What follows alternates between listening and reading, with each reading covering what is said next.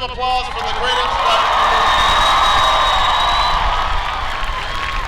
We've got your congressman here, Jerry Connolly, in the House. 18 days. 18 days, Virginia. 18 days, and you're going to step into a voting booth. And you're going to have a very big choice to make.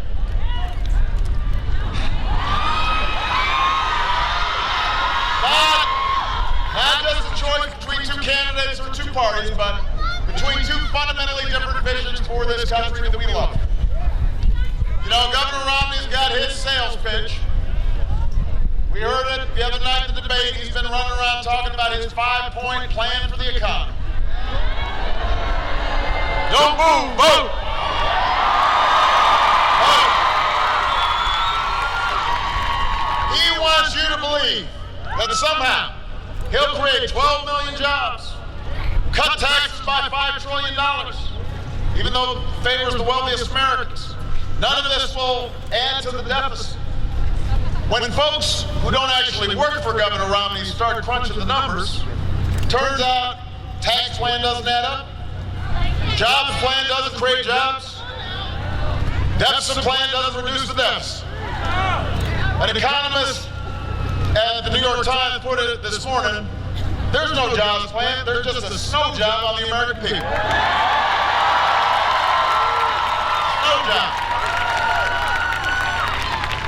Virginia, you've heard of the New Deal.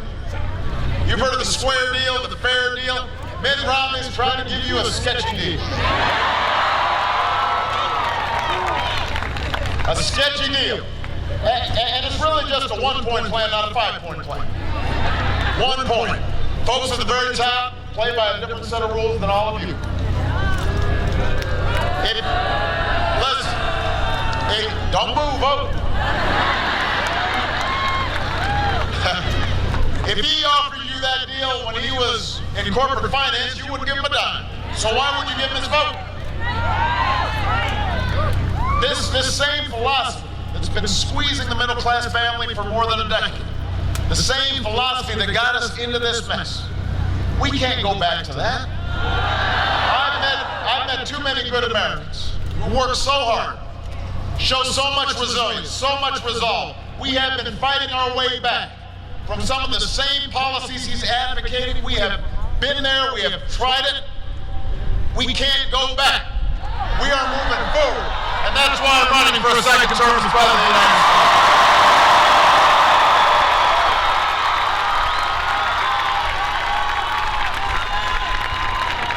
Now I believe that the biggest issue in this election is how do we rebuild a strong middle class and provide ladders for opportunity to all those who want to get into the middle class, who are willing to work hard, willing to take responsibility? Are we going to make sure that we're a country where everybody gets a fair shot and everybody's doing their fair share and everybody is playing by the same rules? So the economy is the dominant issue.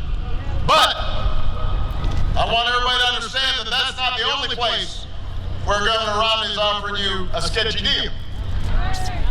It's bad enough that my opponent wants to take us back to the failed economic policies of the past. But when it comes to issues critical to women, the right to make your own decision about your health, the right to be treated fairly and equally in the workplace, Governor Romney wants to take us to policies more suited to the 1950s. Even his own running mate said he's kind of a throwback to the 50s. That's one thing we agree on. But he may not have noticed we're in the 21st century. And in the 21st century, a woman deserves equal pay for equal work.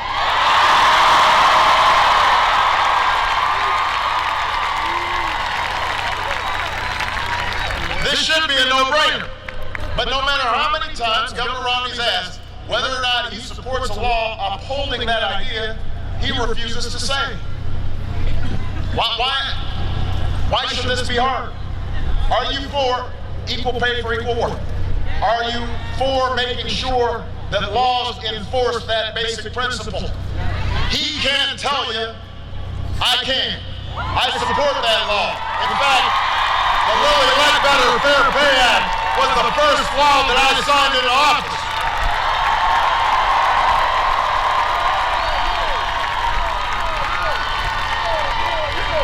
And this isn't just a women's issue. No man should want his wife or his daughters paid less than a man for doing the same job. This is a family issue. This is an economic issue. It's one that we got to fight for. When Governor Romney says he's going to get rid of funding for Planned Parenthood, don't move. Vote. What he apparently doesn't understand is that there are millions of women all across the country who rely on Planned Parenthood, not just for contraceptive care, but for preventive care.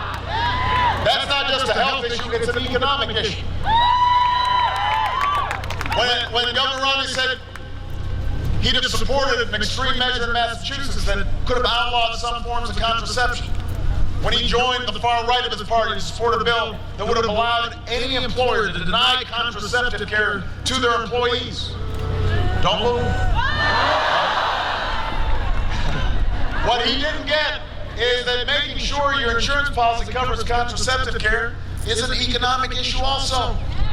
I don't think your boss should decide what's best for your health and safety.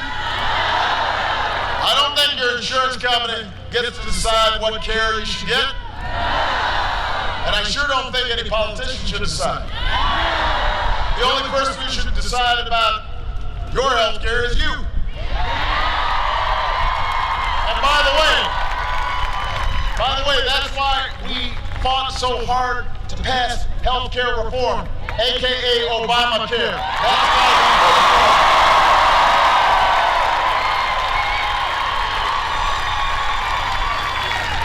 This law has secured new access to preventive care like mammograms and other cancer screenings for more than 20 million women with no copay, no deductible, no out-of-pocket costs, because I do not believe a working mother should have to put off a mammogram just because money's tight.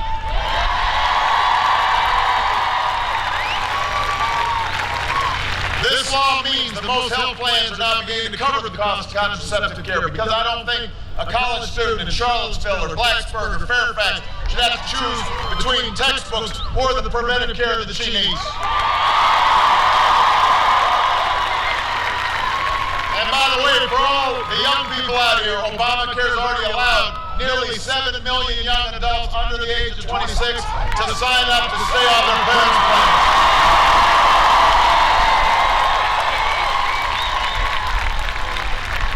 For all those who are young at heart but not young in years, it's already saved millions of seniors on Medicare, hundreds of dollars on their prescription medicine. Insurance companies can no longer put lifetime limits on your care or discriminate against children with pre-existing conditions. And soon they'll no longer be able to charge women more for the same care just because they're women. That's what change looks like.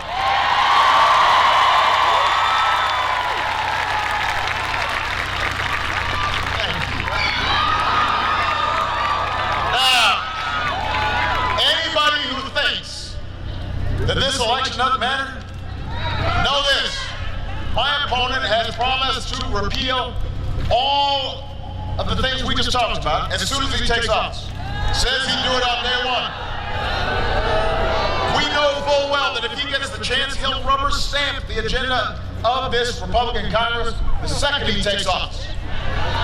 Virginia, we can't give him that chance.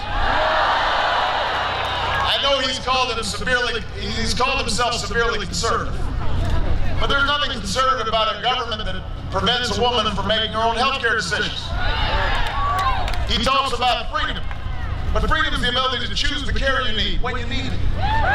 Freedom is the ability to change jobs or start your own business without the fear of losing your health insurance. Freedom is the knowledge that you'll no longer be charged more than men for the same health care, or denied affordable coverage just because you beat cancer. When the next president and Congress could tip the balance of the highest court in the land in a way that turns back the clock for women and families for decades to come, you don't want someone who needs to ask for binders of women. You don't want that guy. You want a president who's already appointed two unbelievable women to the Supreme Court of the United States.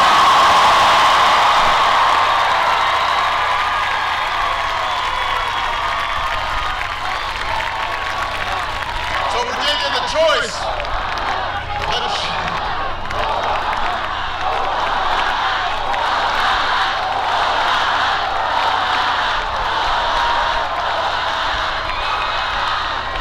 The choice between going backward and moving forward has never been so clear. But now that we're 18 days out from the election, Mr. Severely Conservative wants you to think he was severely kidding about everything he said over the last year. He told folks he was the ideal candidate for the Tea Party. Now suddenly he's saying, what, who, me? He's forgetting what his own positions are, and he's betting that you will too. I mean, he's changing up so much and backtracking and sidestepping. We've got to name this condition that he's going through. I think it's called Romnesia.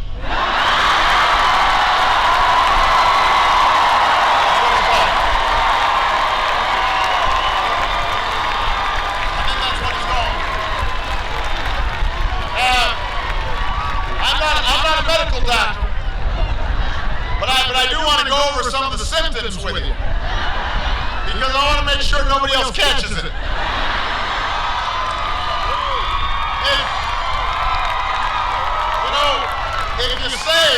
If you say you're for equal pay for equal work, but you keep refusing to say whether or not you sign a bill that protects equal pay for equal work, you might have Romnesia. If you say women should have access to contraceptive care, but you support legislation that would let your employer deny you contraceptive care, you might have a case of Romnesia. If you say you'll protect a woman's right to choose, but you stand up at a primary debate and said that you'd be delighted to sign a law outlawing that right to choose in all cases, man, you definitely got Romnesia.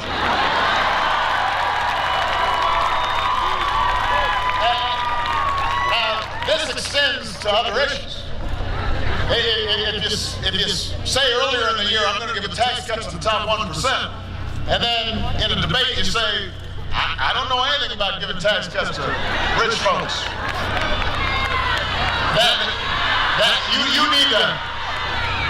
You need to get a thermometer, take your temperature, because you probably got Romnesia.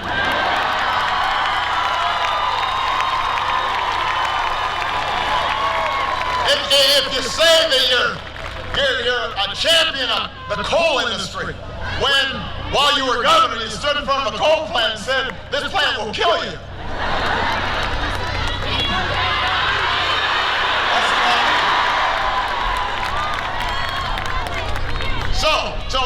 I think you're beginning to be able to identify these symptoms. And if you come down with a case of Romnesia, and you can't seem to remember the policies that are still on your website, or the promises you've made over the 6 years you've been running for president, here's the good news. Obamacare covers pre-existing conditions.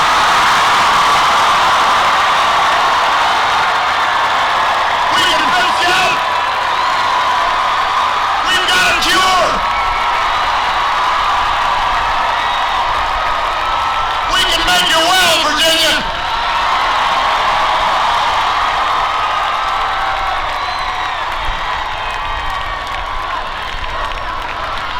This is a curable disease.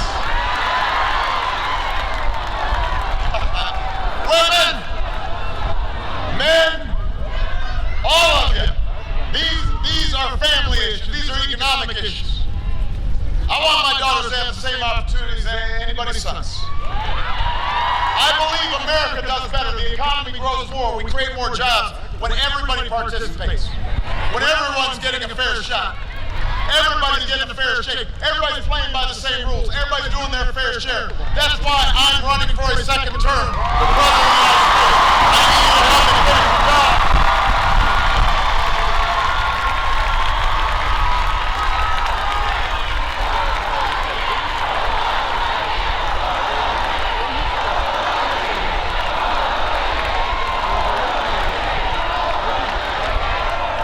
4 years ago, I told you we'd end the war in Iraq, and we did. I said we'd end the war in Afghanistan, we are. I said we'd refocus on the terrorists who actually attacked us on 9/11, and we have. Al-Qaeda's on the path to defeat. Osama bin Laden is dead.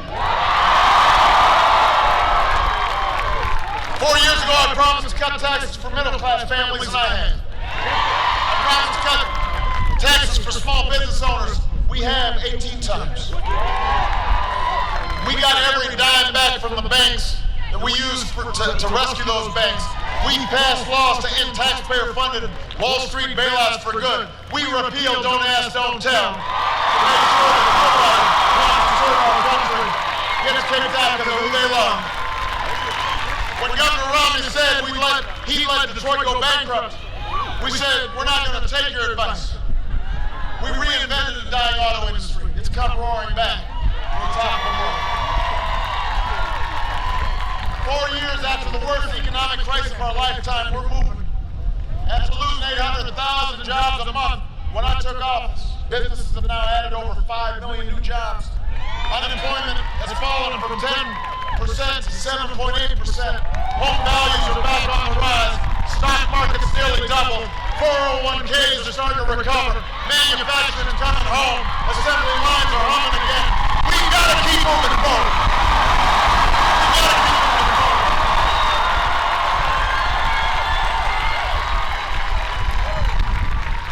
We've got more work to do. I've got a plan, and it's a real plan. Not a sales pitch.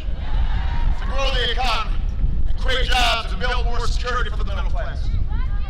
I want to send fewer jobs overseas and sell more products overseas. I want to invest in manufacturers and small businesses to create jobs right here in Virginia, right here in America. I want us to control more of our own energy, cut oil imports in half, create thousands of clean energy jobs. I want every child to have the same chance at a great education that Michelle and I received. I want to hire more teachers in math and science, train 2 million workers at community colleges, bring down the cost of college tuition.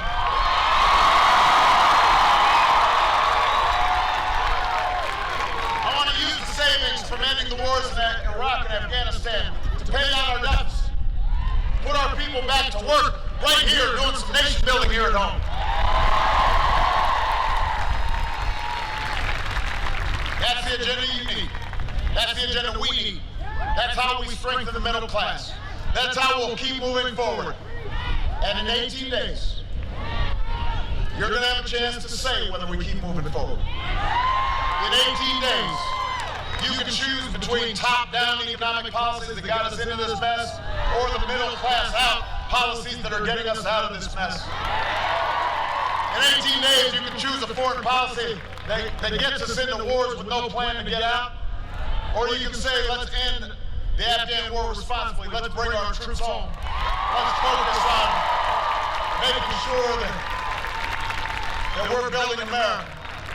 In 18 days, you can let them turn the clock back 50 years for immigrants and gays and women, or we can stand up and say, we are a country in which everybody has a place. A country where no matter where you are, no matter what you look like, no matter where you come from, black, white, Hispanic, Asian, Native American, young, old, gay, straight, able, disabled, we have a place for everybody. Everybody's got a chance to make it if you try. That's what's at stake, Virginia. That's why I'm asking you for your vote. I believe in you. I need you to keep believing in me. I want to finish the job. stand with me and make some phone calls with me and knock some doors with me. Get your friends to vote for me. We will win Fairfax County again. We'll win Virginia again. We'll finish what we started, and we'll remind the world why the United States of America is the greatest nation on earth. God bless you. God bless you.